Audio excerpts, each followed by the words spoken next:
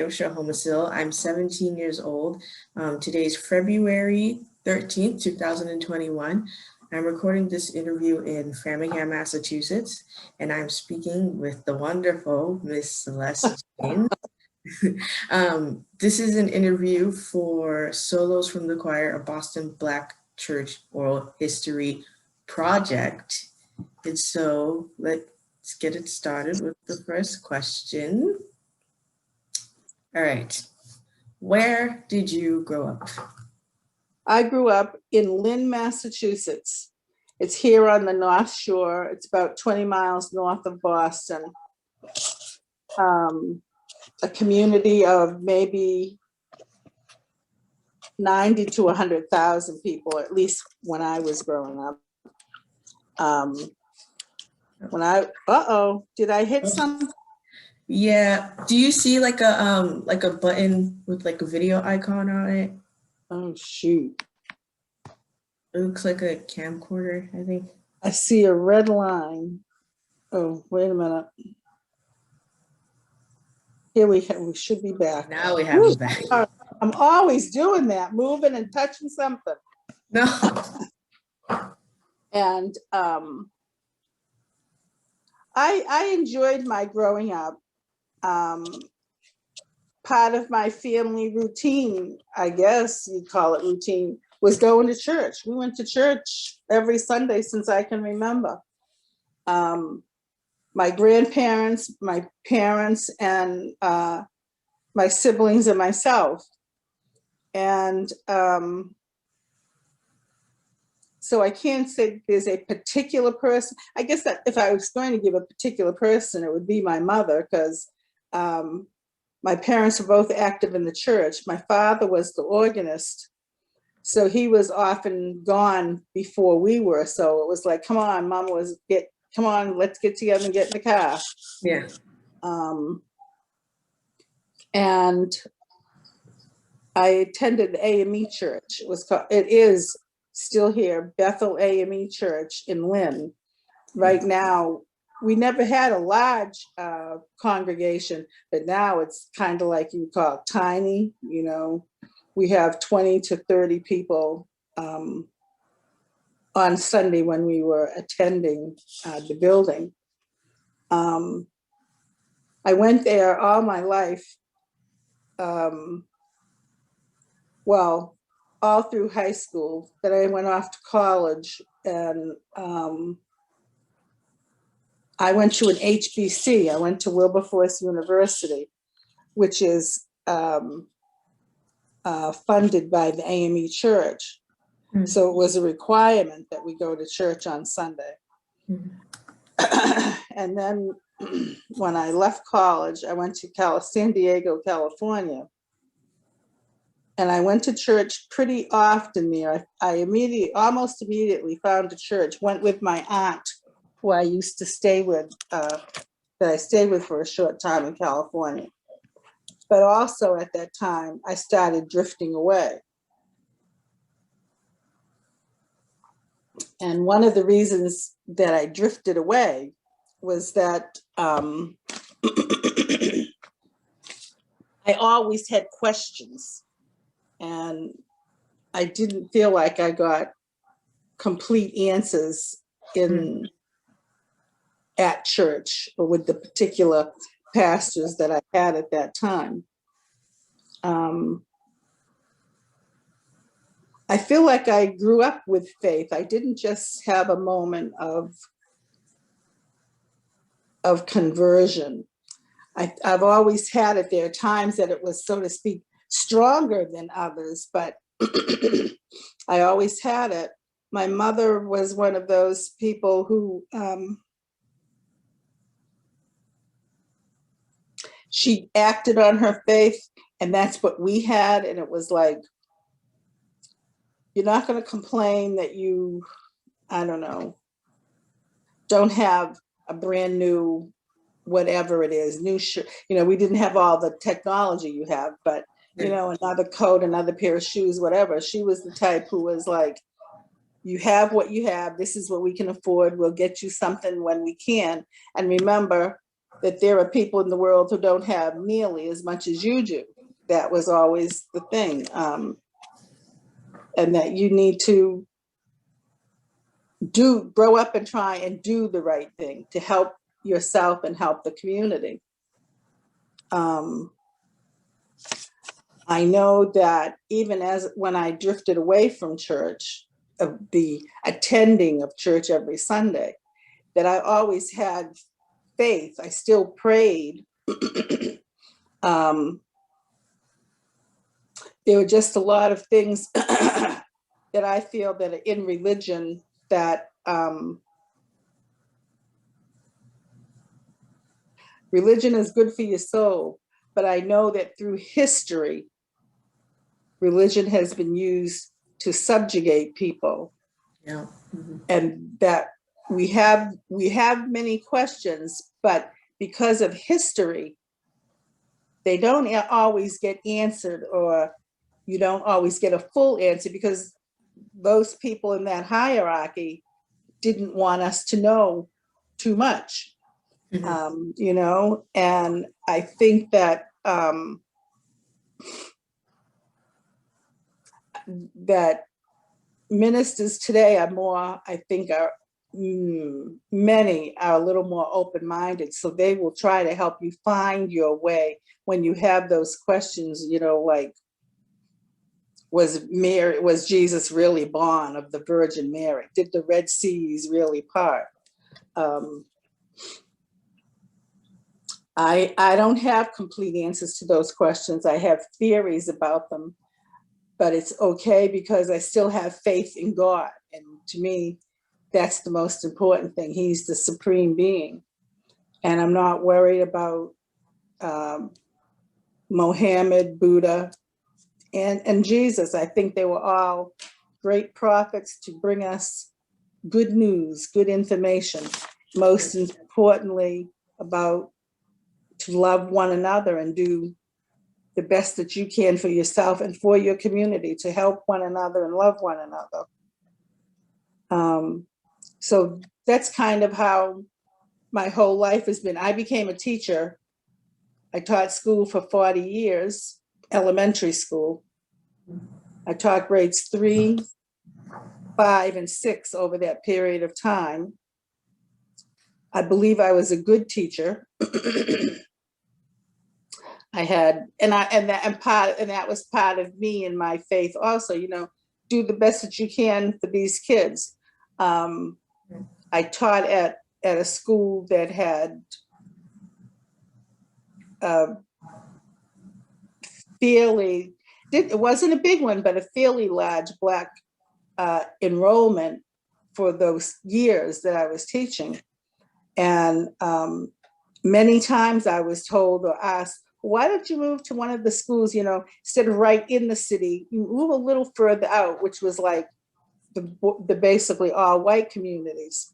Yeah. And I said, no, I'm staying here because I want my children of color, period, whether they're African-American or Vietnamese or whatever, Hispanic, we're from Puerto Rico and whatever. I said, I want them to be able to see someone who looks like them and lets them know that you too can strive and do what you need to do in your life. Yeah. I love that. And today, I think church is about the community. I think the churches are even more involved in the community. And I'm happy to see that, you know, they're part of food pantries and giving clothing and food and sustenance to folks who don't have it. I feel like they do it more today than we did, you know, 50 years ago. And from that, I'll tell you, I'm 70, I'm 74.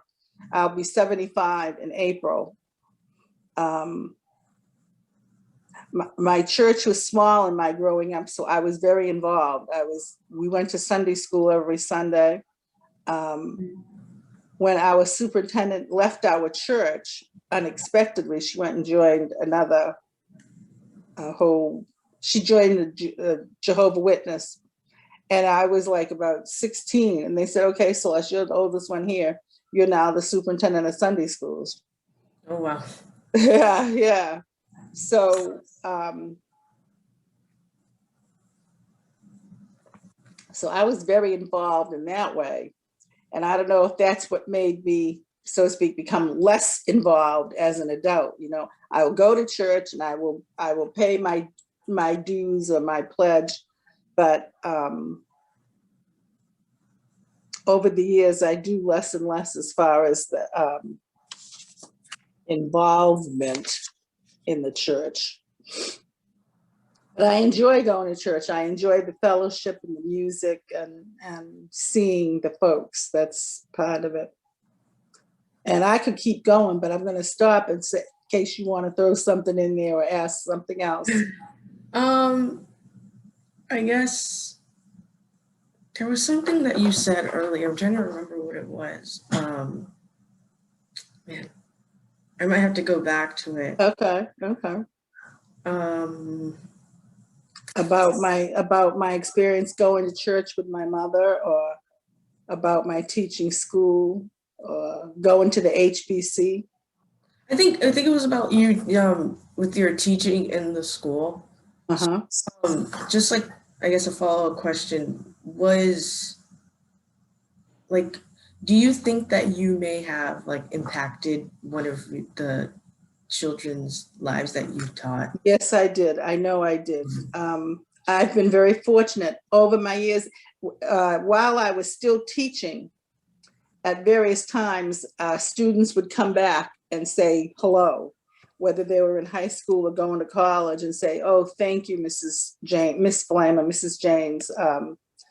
I really appreciate what you did. You know, even one who, I talked pretty frankly to my kids, and in 5th and 6th grade, you know, they were thinking about experimentation, and I was like, and I was speaking to the whole class, boys and girls, and I would be like, look, girls, don't you do it. I said, they're going to say to you, oh, if you love me, you will. I said, Yes. But later on, I said, when someone has a baby, you're the one who has the baby, not him. And what happens? He's gone. And you're the one that's home, not going to the prom, not going to the movies or whatever. And I actually had a child come back and tell me, Miss Flamer, you were right. This is not easy. And she had her child, you know, and I said, you know, wow.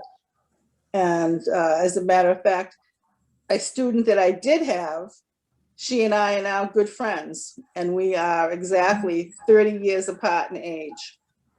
Nice. Yeah, yeah. She teaches school. And she teaches school. Yeah. She left, she went to Bates College in Maine, and she went to Teach America. That's what it was that got her, because I've forgotten what she studied, but it wasn't teaching. So she went to Teach America, and she was in a school, I think in Texas for a couple of years. And then she said, oh, I think I'm going to be a chiropractor instead. And she went to chiropractic school, and she started her own chiropractic office. And after about 3 years of that, she said, you know what? I don't think I'm going to do this. And she went back to teaching, and she's teaching in Boston now. And she enjoys it. And I love listening to her tell me about her students and her class. So I'm happy for her, very happy for her. Great. Thanks. So I guess moving on with the next question. Okay. How would you describe your relationship with your pastor? I would call my relationship with him friendly and good. I don't talk to him often, but when we share telephone conversations, it's always very pleasant. I'm not one of those people who calls him and says, oh, I don't feel good today, or pray with me about such and such. And for example, last year at this time, I was in rehab. I had been very sick. I had been not feeling good for many weeks and months. When I finally went to the hospital, I had an ambulance take me to the hospital and said, oh, good thing you got here and had an operation and all that took place. But I never thought to even call the minister. Didn't even think of it. I was like, oh, I guess I should call my brother and sister and let them know where I am, you know? Yeah. And that's how it happened. I threw my siblings and then a few of my friends who knew where I was, and some who also attend GFCC told the minister I was in the hospital. And that's how it happened. And not because I don't like him, but I thought I had to tell my friends, you know, and then when someone said, does the minister know? I said, oh, gee, I don't think so, you know? So then we talked and he prayed, and that was good. And that's it. I like him. And I think he's a good minister. I think he does a lot for the church and the community.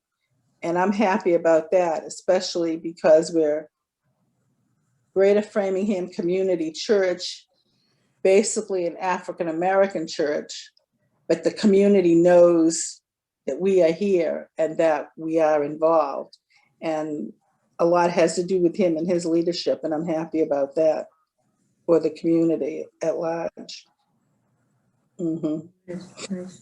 So I guess moving on with like the community and stuff, what kind of relationship has your church had with the broader Black community?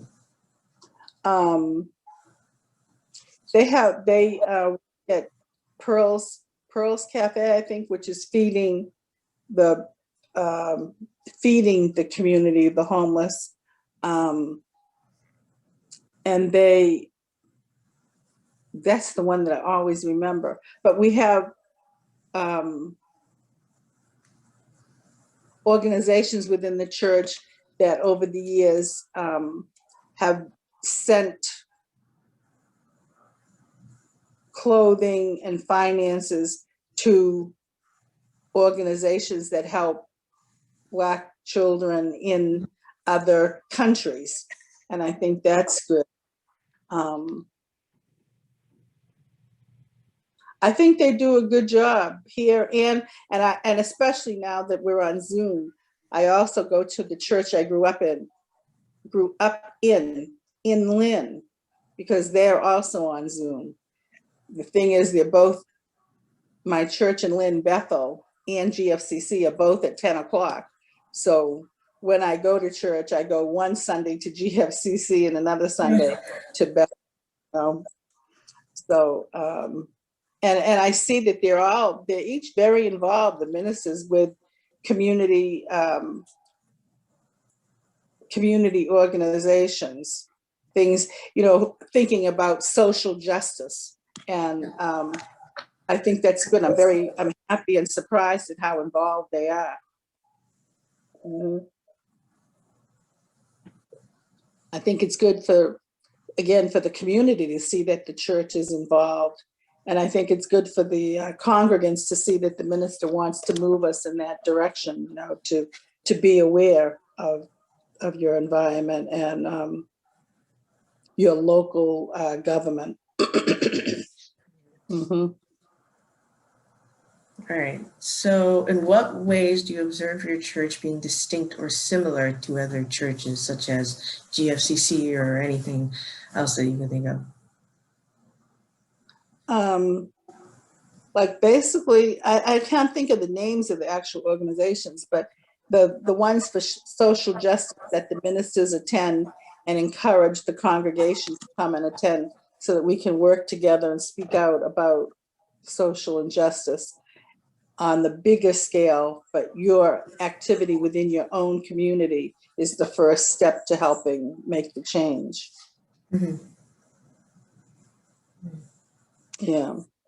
When you say like change, like, I guess like, obviously it's like with injustice and stuff like that. But can you like think of a specific example of like when your church showed up for that kind of topic and sort of like, I guess. Well, I know that since the George Floyd incident, many communities have had protests, and I know that Greater Framingham, the minister, and many people in the community showed up to some of those protests, and I was happy and pleasantly surprised about that. And the same for my Lynn church, that they also did that. They had a protest that went on weekly, every Thursday, I think like from 10 to 12, there was a protest, and it was out right near the governor's house. The governor lives in Swampscott, down near the beach, and the Lynn community converges there. You know, if you're on this side of the sidewalk, you're in Lynn. On the other side, you're in Swampscott. And they were involved down there. I was happy to see the minister, you know, and not just some Black folks, but the minister, and therefore some of the congregants from the church with the minister. I felt good about it. But did it make me feel good enough to get out there? I never made it. No.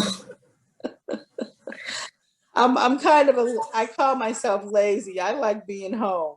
No. At 10 o'clock in the morning, I don't know if you were thinking that this morning, it was like, what do you mean she's not ready or she forgot at 10 o'clock? But I'm like, catch me around 12, 1, 2, then I might be ready to go someplace.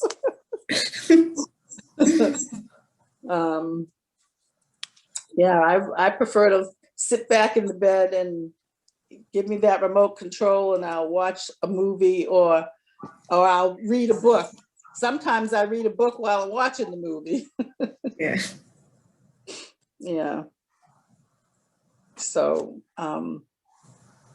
like I said, I go to church because I enjoy the fellowship, but I feel that everything that I feel personally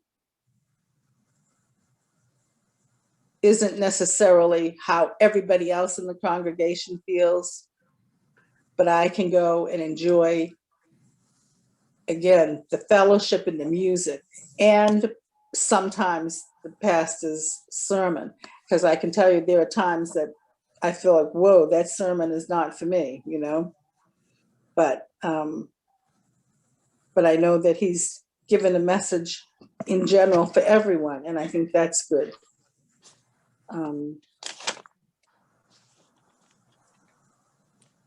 I guess that's really it. Yeah. Okay. So can you tell me one of your favorite memories from church? A favorite memory.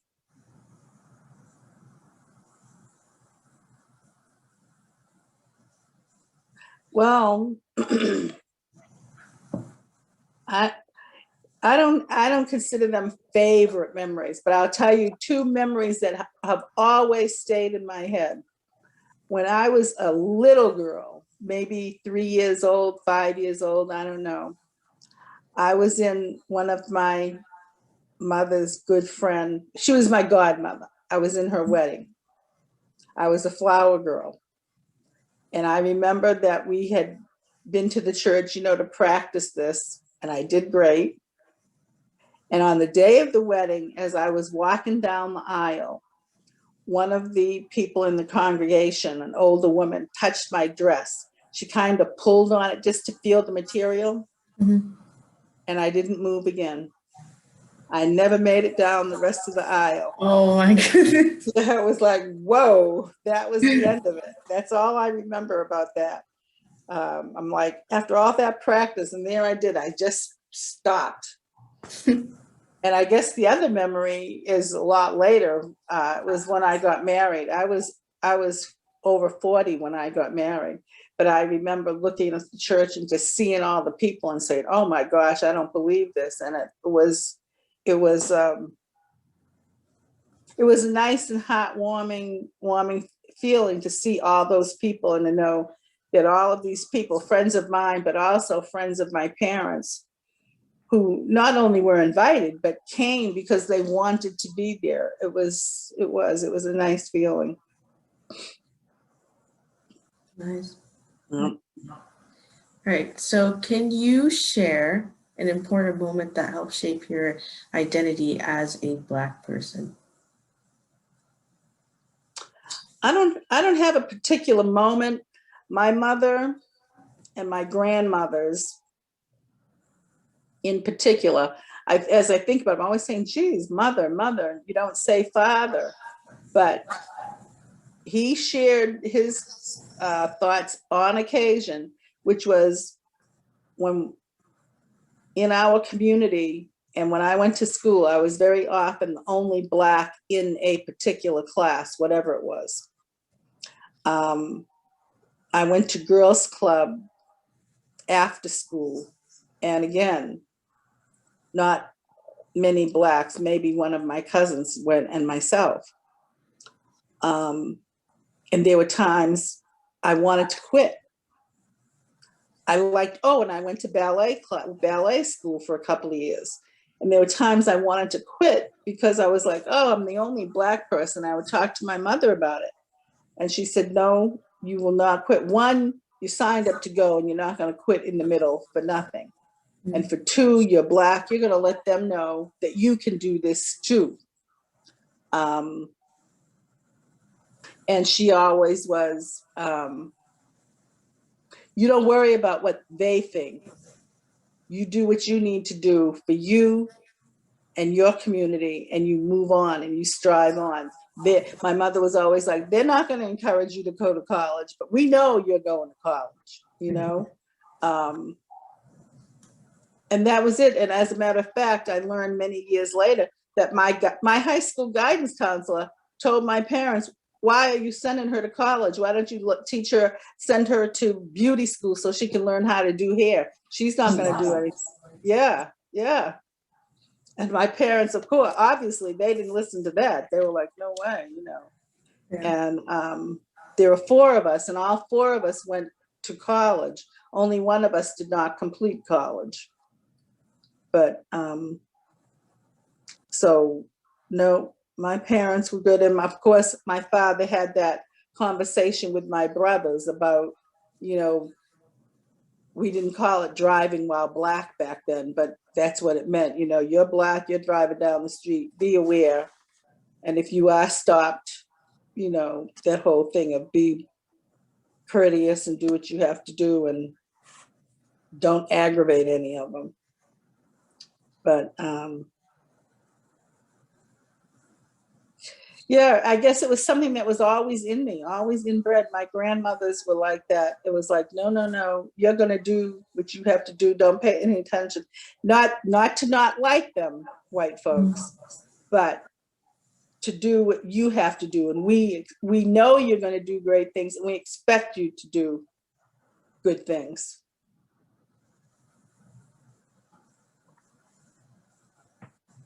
Yeah, both of my grandmothers were very involved in the church. And my grandfather, my father's father, I didn't know my mother's father. My father's father, he was the choir director. And he was quite a choir director. And he was good. And I think that was, as I've gotten older and I think back about it, I think part of him was, he was very white looking. Not very, he could pass for white, and many people mistook him for white. And I kind of feel like in him, he had this thing that, you know what, they don't expect me to be intelligent. He had books, he just read and read and read. He had bookshelves in the house, you know, and music. He loved classical music and he could direct that music, you know. And there's a part of me that thinks that he had that feeling that, yeah, I'm Black and you think I can't do it, but I can, you know, I know how. So I grew up with that. There was never a particular moment or a particular incident. I know that there were times I did speak up over my years of teaching. Like I said, we had a lot of Black kids and a lot of Southeast Asian children. And then those were our major ones.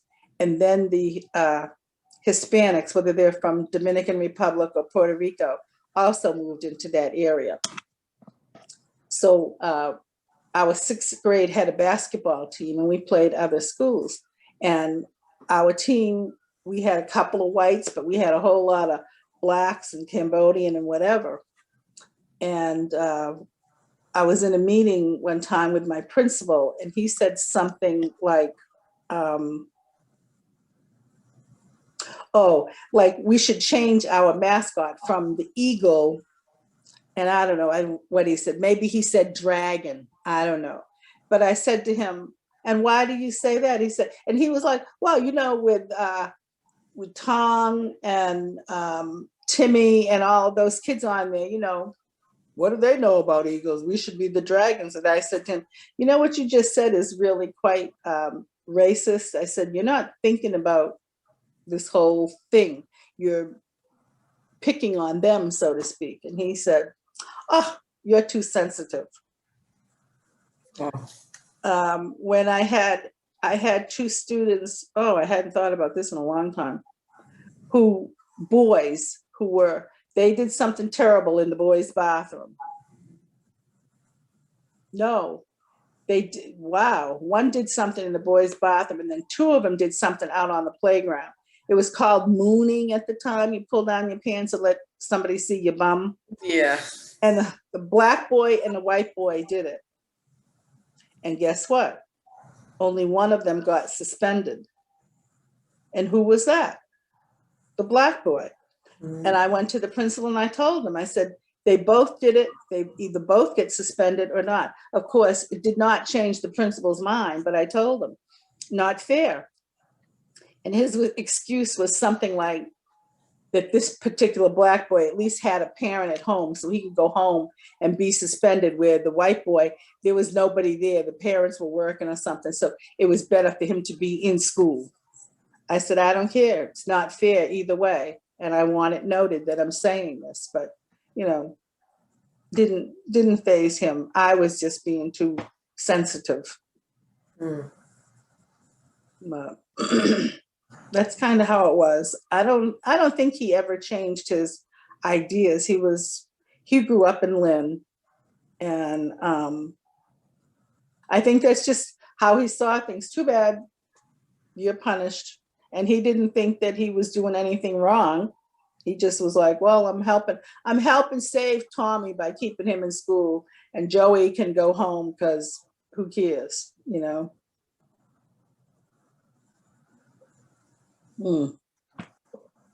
And that's it. Sometimes many of them don't see that bad attitude in themselves. You have to point it out. And he, of course, as I said, I pointed it out to him, but he didn't really know it. I was the one that had the problem, not him. But I think that you younger people are, you are the hope for our society, period.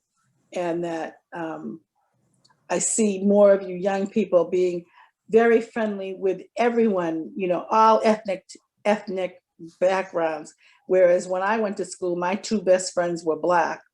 I shouldn't say it like that, because I had white friends too. But I see a lot more integration of school groups, and I like that.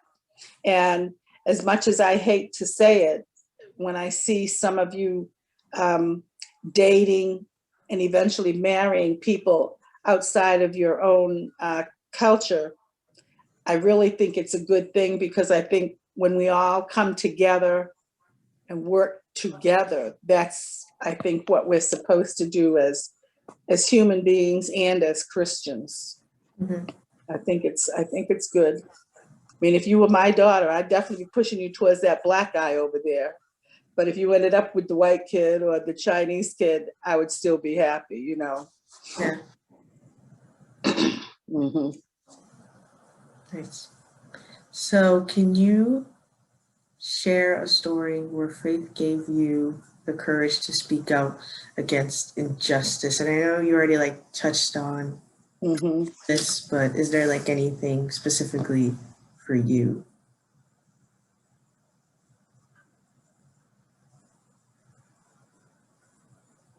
I can't think of anything. I can't think of anything anymore than those incidents, I guess, in school. I guess that took up so much of my life, but I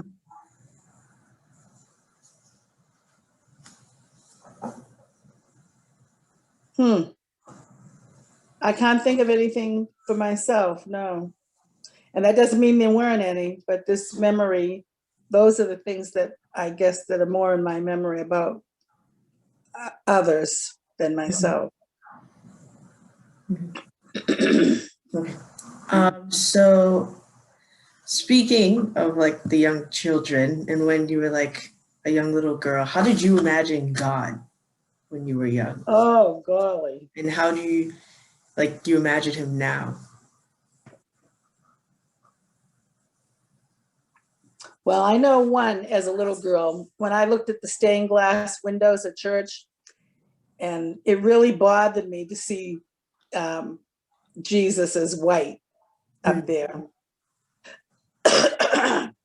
And I mentioned something like that to one of the ministers. What was the other thing I did? Oh, it had to do with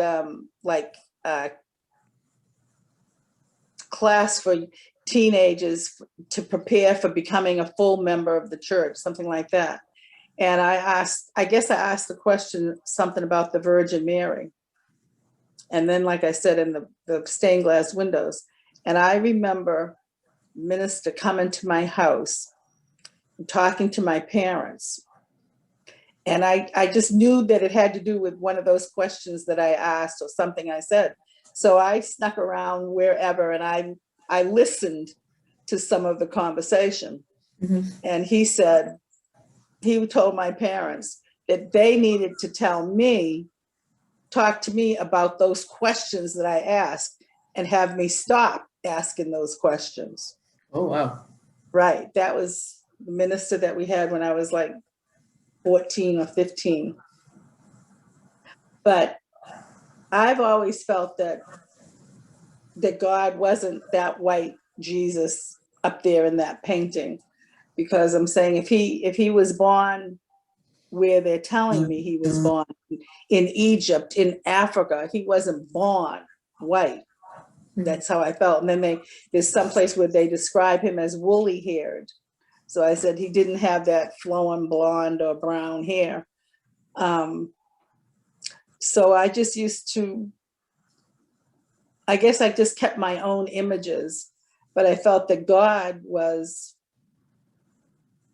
a universal spirit out there. I don't think of him as in a human form at all. I think of him as an all-knowing spirit who is out there to guide and protect us, to give us guidance and protection through your inner self. And I feel like, how do I know that? I know it because, like I said, I was looking out at the sky and the trees. A man can't just make a tree. A man can't make the blue sky. God did that. And there are scientists who are going to say, no, that's the science of these atoms together and these protons and like that. And I'm like, I don't disagree with you, but somebody had to make that first atom. And that's how I feel where God is. To see the Grand Canyon, you can tell me that it was millions of years of that river going through that area and cutting through those rocks. And I don't disbelieve that. But still, a man can't make the Grand Canyon. And he can't hold back that river either. No matter how many dams we build, we find out that they're not always going to hold, you know. And I know, for me, like I told you last year, I was sick. When I went to the hospital, I said when they do all the intake, and I answered all their questions, and it was still like, well, why did you think you should come to the hospital? I said, because I'm so sick that you're the only one who can help me. And then when they told me a few days later I was going to have this major operation, my brother, who still lives here in Lynn. I have a brother and a sister who now live in Florida.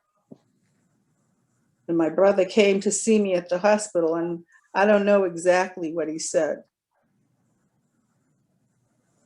But I remember telling him, don't worry, because I'm going to come out of this operation.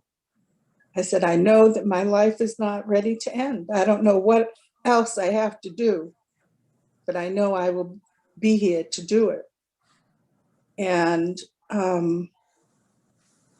all throughout this year, and especially these first couple of months, because I was in the hospital and rehab at this time last year, I think about just that, the miracle of God, that he gave me enough sense to finally get to the hospital. Mm-hmm.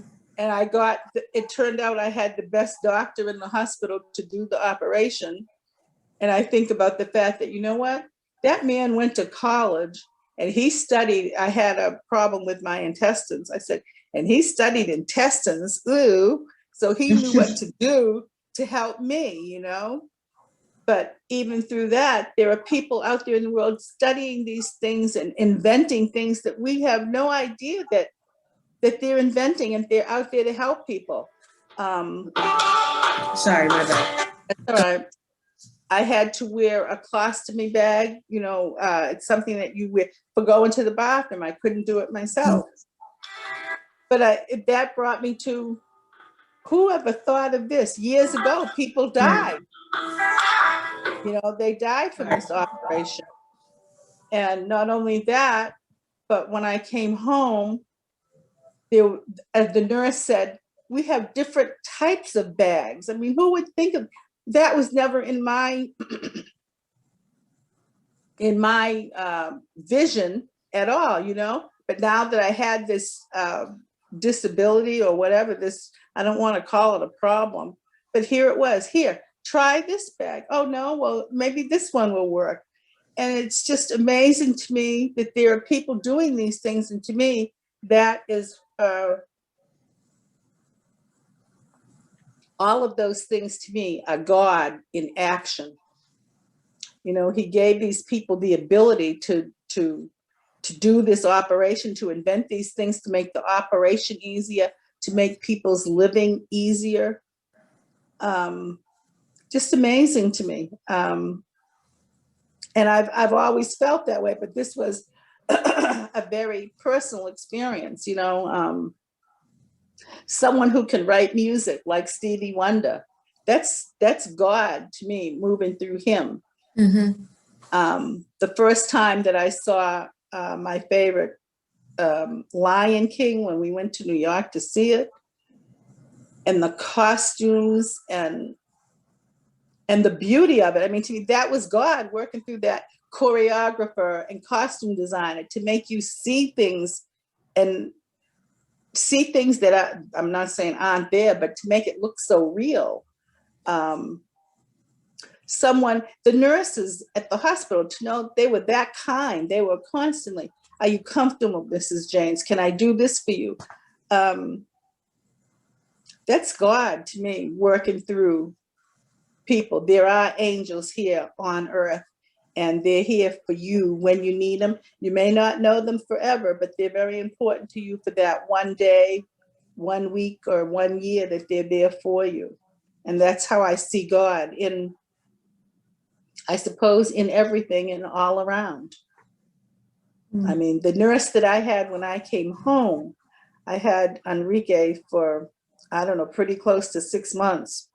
And that's even today. I mean, I will text him every couple of months and just say thank you. I mean, he was an angel, just to keep coming here and helping me. And, you know, I'm not moody, like not nice to him or anything, but to think that he would keep coming here and showing me how to move that, to change that bag, and how to make things better, cleaner, neater, whatever. And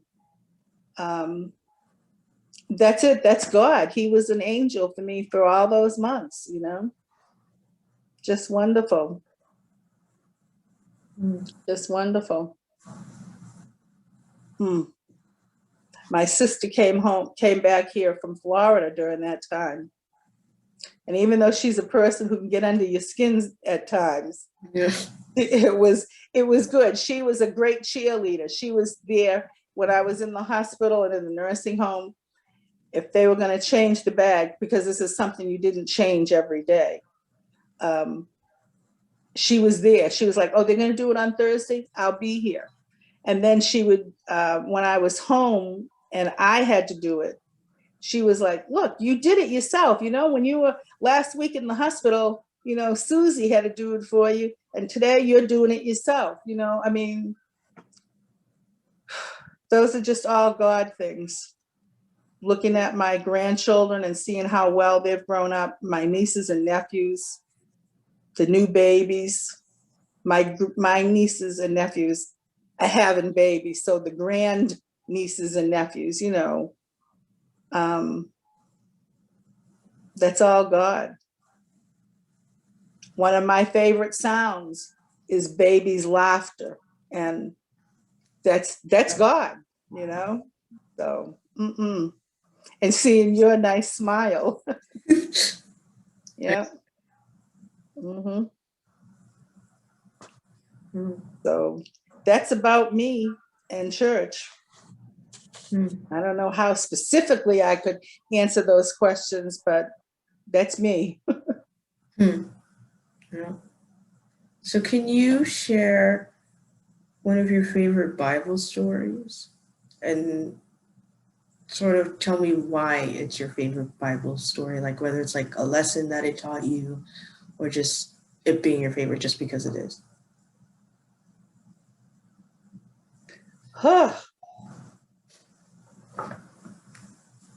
Well,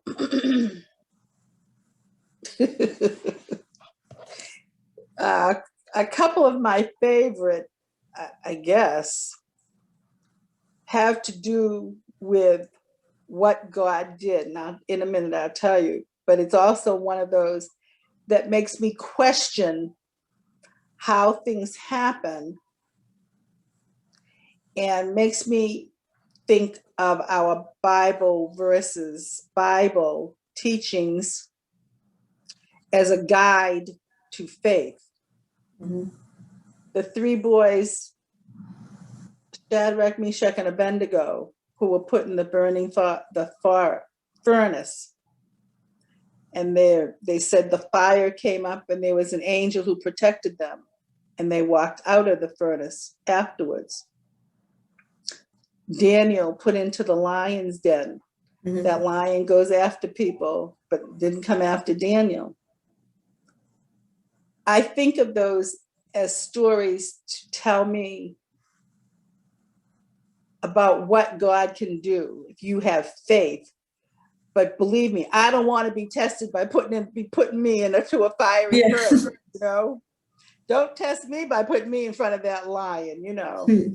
But I think that it's to let me know to have faith that through whatever circumstance you're in, that God is going to get you through. And like we often hear, it may not be the outcome that I want. It may not be the outcome at the time that I think I want it or need it, but he's going to come through and you're going to be okay, you know?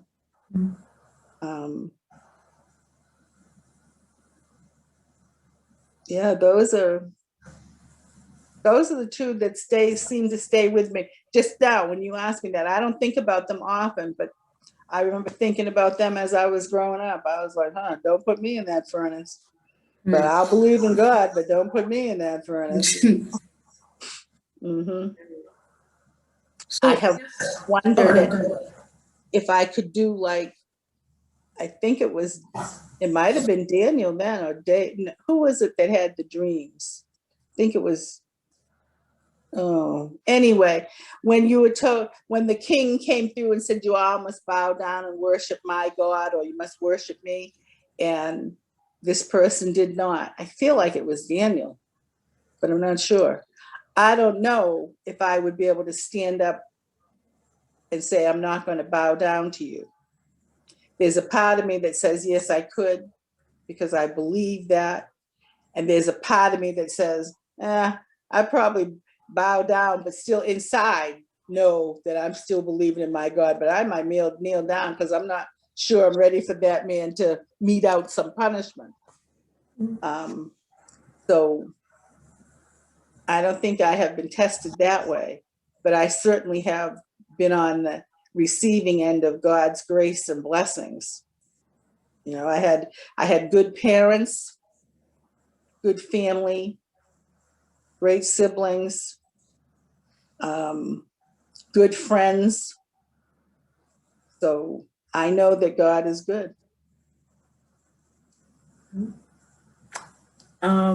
This is a question that I'm sort of looking forward to. I was looking forward to asking you because I myself am a young Christian. I just wanted to get your opinion on what your advice is for young Christians growing up in today's world. I want you to know that you are not by yourself. You did not get up this morning just because you wanted to get up. God said you're going to wake up tomorrow morning. He knows, and he's giving you that knowing that you have things to do and you are going to get up and you're going to do them all the time. It's not something that you have to think about every moment, but it's there. And I used to even say that to my students. You're not here just because. You're here because God gave you favor and woke you up this morning and brought you here. And I think there are going to be times you're going to be tested. And sometimes you're not even realizing that this is a test. But you are going to know, you're going to do what's right for you inside. And you know that it's the right thing. And I think that a lot of that rightness and goodness comes from God. And the fact that you have parents who have taken you to church to show you this. And you don't have to go to church to be a good Christian. I firmly believe that. But you have the foundation. And I think that is so important. Get the foundation to realize that, you know what, we're not in this by ourselves. And when you're holding on by a little thin string, you remember your faith and you remember that God got you to this point and he's going to get you through it. You may not always like how you get through it, or the end results may not be what you thought they would be, but you will get through it, whatever it be. Thank you. I needed that. Okay. There's a lot of stuff that I'm sort of like going through with like the pandemic and the school. Right. That Right. just like reasserts. Yes. We will get through. Again, think of that. Look at these scientists and doctors who found a vaccine. I mean, that was God energy, intellect that helped. To me, that's what I said, that helped them get this vaccine. And so we have to live another year, 6 months without going every place we want to go all the time. But it's not really bad.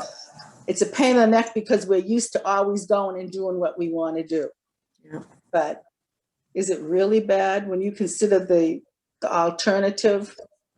It's not bad. And your mom may get on your nerves, but you know she loves you no matter what. You're like, oh, could I just go out of here for a little while? But she loves you and you'll get through it. Your friends, yep, you'll get through it. And just think, you all have this technology. I think it's so amazing, you know, that you can Zoom and FaceTime so you can see each other. It's not the same, and I know that because I can't wait to be able to finally say, let's meet at Ken's Steakhouse and have dinner, or wherever, someplace for lunch. That was my thing. Let's go to lunch. Anyone says food, Celeste wants to go.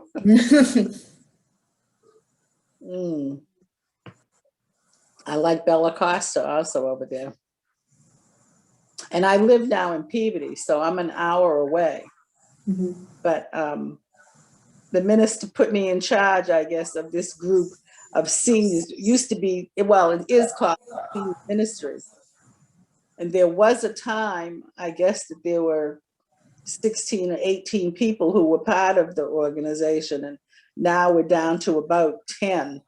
And not because of course, there's more than 10 seniors in the church, but those are the ones who come to our meetings or luncheons. And I'm the one who calls and says, okay, let's meet on Wednesday at wherever.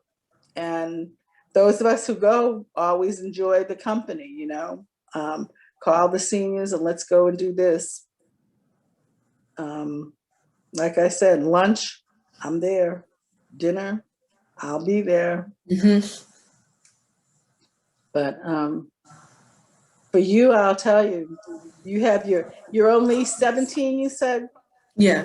I can remember, believe it or not, Nyosha, when I was 17 in high school, I was getting to the point where I was marking the days or the months or whatever on the calendar, like, oh golly, well, I'll be through and I'll be able to go off to college. I won't be here, I can go, you know.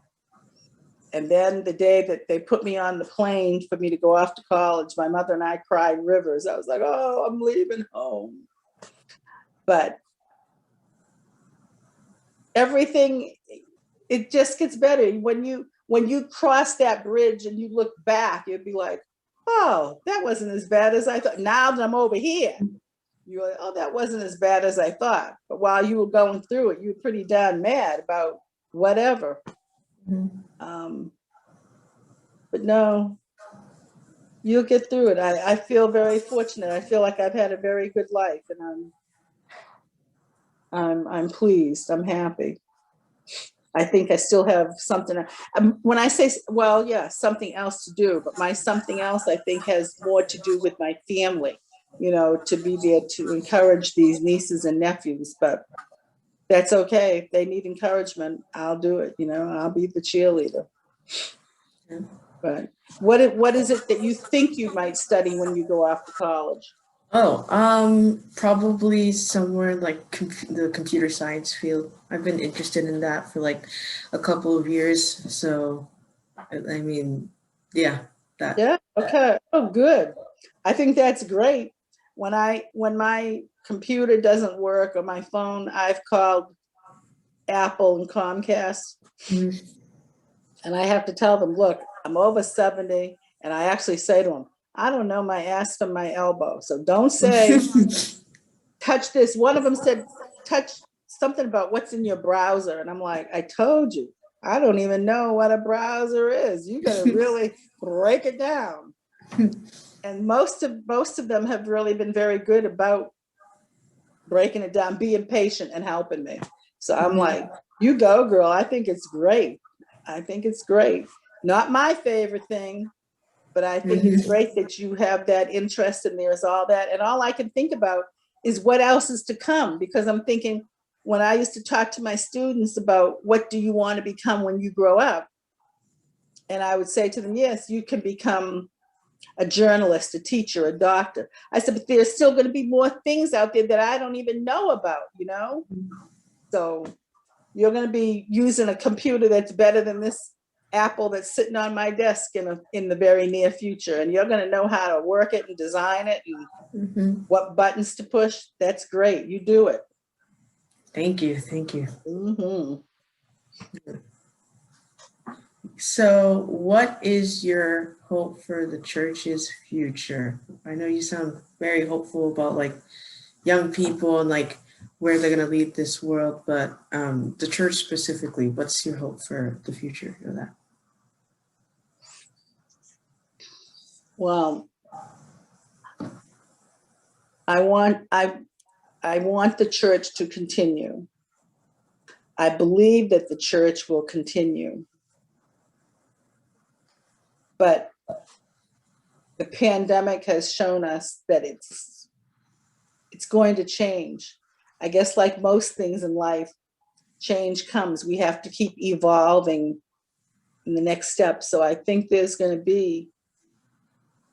will be changes that I'm not sure. I can't even tell you exactly what they are. Like, I'm not big into the televangelists, you know, the big churches, and oh, let's get the people in here by playing the making the music more rock and roll, even though it's church songs. Let's make it more rock and roll, and let's have, you know, all of this. It does not warm my heart and make me want to go to that church. But I also know that the church needs to evolve so that we can bring in more people. Yeah. But we need to also be open to the fact that you don't have to go to church to be a good Christian.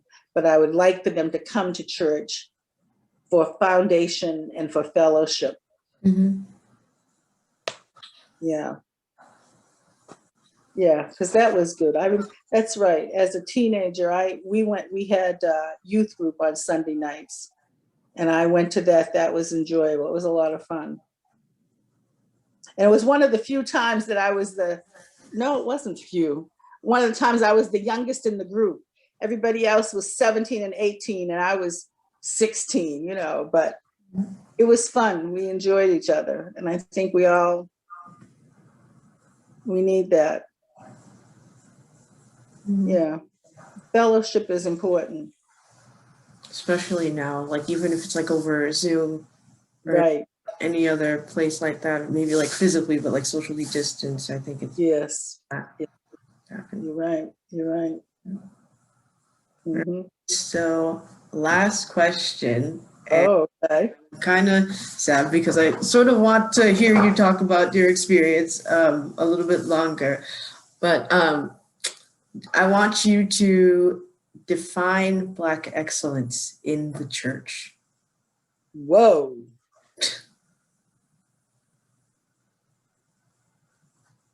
Black excellence in the church. Well, I think that I will associate excellence with leadership, and through that leadership, faith.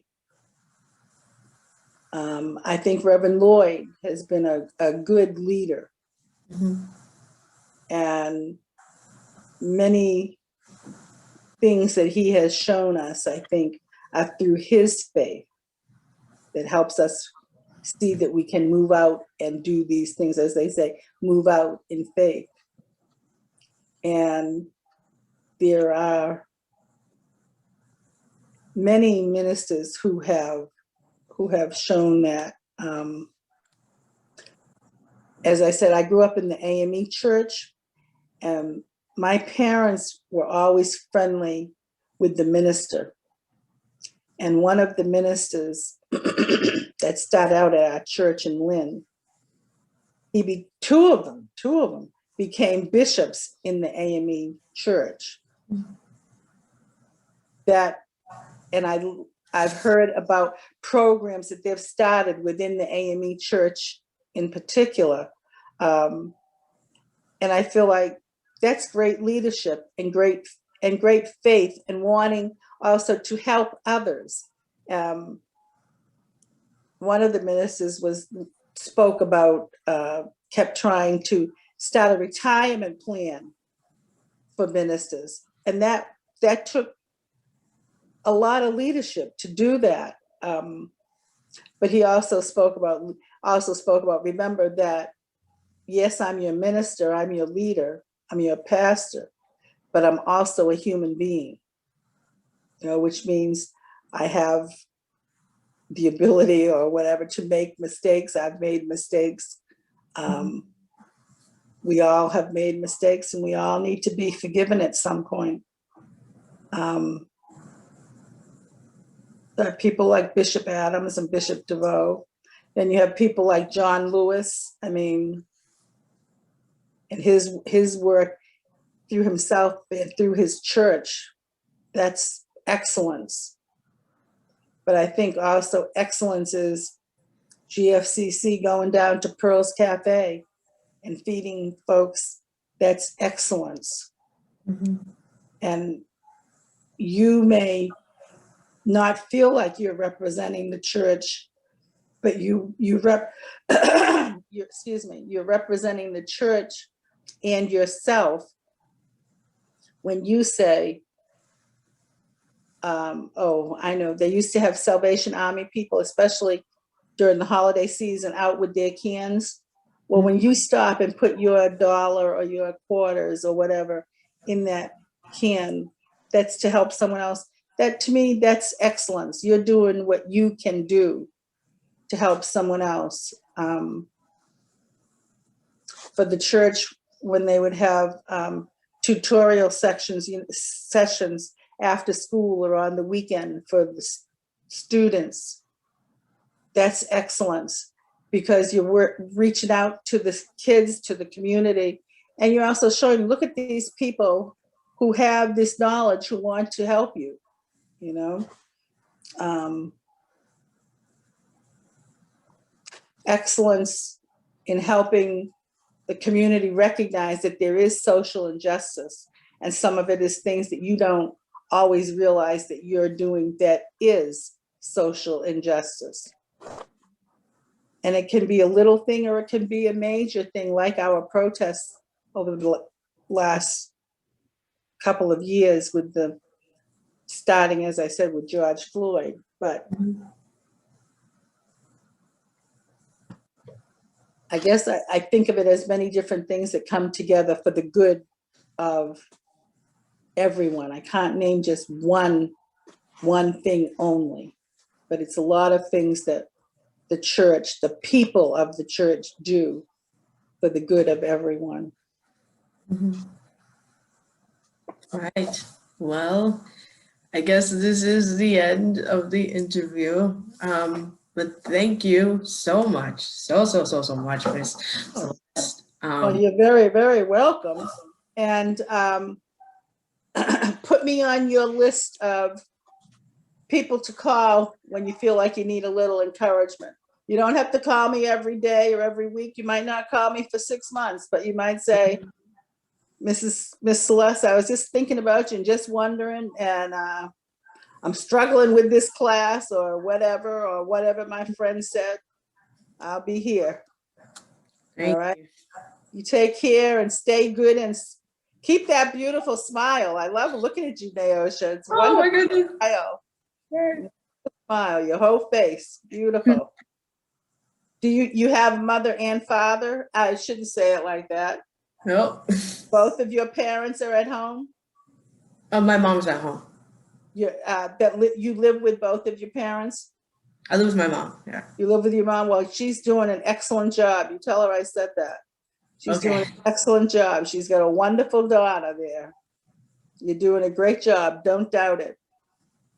And if you do doubt it, you turn to faith. You look out that window and you look at the sky. You look at those birds, the trees, even the snow. Somebody did that, and he did it for you to be able to see it and keep on moving. All right? Yes, ma'am. Okay.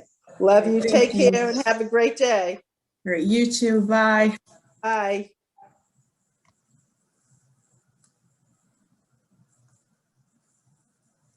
All right.